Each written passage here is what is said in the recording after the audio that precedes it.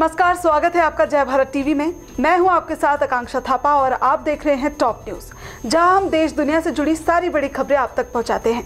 आज के इस टॉप न्यूज़ में हम जानेंगे कि टीएमसी में कौन से अभिनेता शामिल हुए। साथ ही बात करेंगे कि उत्तराखंड के मुख्यमंत्री किस भाजपा के नेता से मुलाकात की। तो चलिए शुरू करते हैं आज की टॉप न्यूज़। पाकिस्तान के प्रधानमंत्री इमरान खान कोरोना की चपेट में आ गए हैं। हैरानी की बात यह है कि इमरान खान ने 2 दिन पहले ही कोरोना की वैक्सीन लगवाई थी, जो किसी पश्चिमी देश की नहीं बल्कि चीन की कंपनी साइनोफार्म की है, जिसका फेज 3 का डेटा भी अब तक सामने नहीं आया है। जापान में शनिवार को भूकंप का तेज झटका आया। इसकी तीव्रता रिक्टर पैमाने पर 7.2 मापी गई है। जापान के उत्तर पूर्वी तटीय इलाके में भूकंप के बाद सुनामी की चेतावनी जारी की गई है।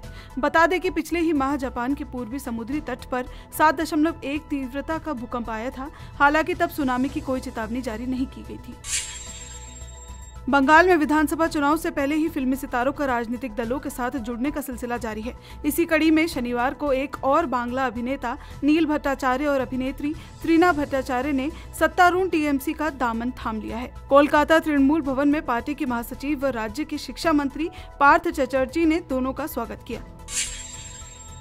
भाजपा सांसद और महाराष्ट्र के पूर्व मुख्यमंत्री नारायण राणे ने केंद्रीय गृह मंत्री अमित शाह को पत्र लिखकर मुख्यमंत्री उद्धव ठाकरे के इस्तीफे और महाराष्ट्र में राष्ट्रपति शासन लगाने की मांग की है। साथ ही उन्होंने कहा है कि इसका कारण महाराष्ट्र में कानून व्यवस्था की खराब स्थिति और भ्रष्टाचार है। उद्धव ठाकरे सरकार पर निशाना साधते हुए उन्होंने कहा कि महाराष्ट्र सरकार ठीक तरीके से काम नहीं कर रही है। सब कुछ अधिकारियों की इच्छा के अनुसार ही किया जा रहा है। मुकेश अंबानी जैसे व्यक्ति भी मुंबई में असुरक्षित हैं। समाजवादी पार्टी से राज्यसभा सांसद जया बच्चन ने भारत में पर्यटन और मनोरंजन उद्योग पर चिंता जाहिर की है। राज्यसभा में बोलते हुए उन्होंने कहा कि मैं यहां संस्कृति और मनोरंजन पर्यटन के बारे में बात करना चाहती हूं, जो कि आज के समय का बहुत महत्वपूर्ण हिस्सा है। अन्य देशों में भारत जितनी धरोहरें नहीं है, लेकिन भारत में लोगों के लिए सुविधाएं नहीं है। ऐसे में अगर अंतर्राष्ट्रीय पर्यटकों को आकर्षित करना है तो सुविधाएं और स्वच्छता पर खास ध्यान रखना जरूरी है। सुविधाओं की कमी के कारण ही कई विदेशी पर्यटक यहाँ नहीं आना चाहते हैं। मुख्यमंत्री तीरथ सिंह रावत ने शुक्रवार देर रात भाजपा अध्यक्ष जेपी नड्डा से नई दिल्ली में मुलाकात की। उन्होंने पिछले 1 सप्ताह के दौरान अपनी सरकार द्वारा लिए गए फैसलों से पार्टी अध्यक्ष को अवगत कराया था। साथ ही जेपी नड्डा को हरिद्वार के कुंभ के मेले में भी शामिल होने के लिए आमंत्रण दिया।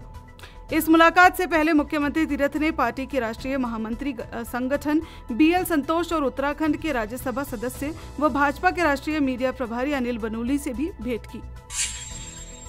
कुमाऊं मंडल विकास निगम द्वारा विभिन्न पदों पर नियुक्ति को लेकर प्रक्रिया शुरू करने और अन्य मांगे पूरी न होने पर विरोध में उतरे निगम कर्मियों का आंदोलन अभी भी जारी है। शनिवार को तीसरे दिन 10 अन्य कर्मियों ने कर्मिक अनशन शुरू कर निगम प्रबंधन के खिलाफ जमकर नारेबाजी की। कर्मियों ने ऐलान किया है कि यदि प्रबंधन वार्ता में नहीं माना तो आंदोलन और उग्र किया जाएगा।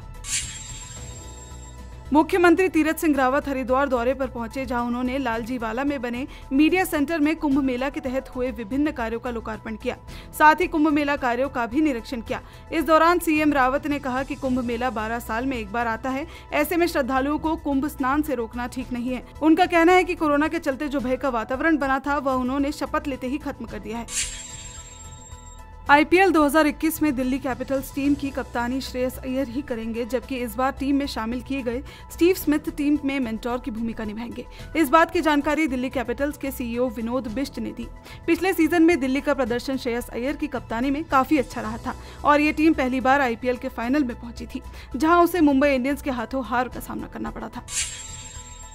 टोक्यो ओलंपिक के शुरू होने से पहले आयोजकों ने शनिवार को बड़ा फैसला लिया है। आयोजकों ने अहम बैठक के बाद कहा कि विदेशों से आने वाले दर्शकों को इस साल जुलाई में होने वाले टोक्यो ओलंपिक में भाग लेने की अनुमति नहीं दी जाएगी। इससे पहले जापान के लोगों ने बाहरी दर्शकों के आने पर नाखुशी जाहिर की थी। जापान सरकार ने भी कहा था कि दुनिया भर के सामने आ रहे नए स्ट्रेन और संक्रमण की बढ़ती संख्या की वजह से देशवासी चिंतित हैं और ऐसे में सरकार के लिए विदेशी दर्शकों का स्वागत करना मुश्किल होगा। तो ये थी आज की बड़ी खबरें। ऐसी ही न्यूज अपडेट्स के लिए और ऐसी ही खबरों के लिए हमारे चैनल को लाइक, शेयर और सब्सक्राइब करना मत भूलिएगा। फिलहाल मुझे दीजिए इजाजत। नमस्कार।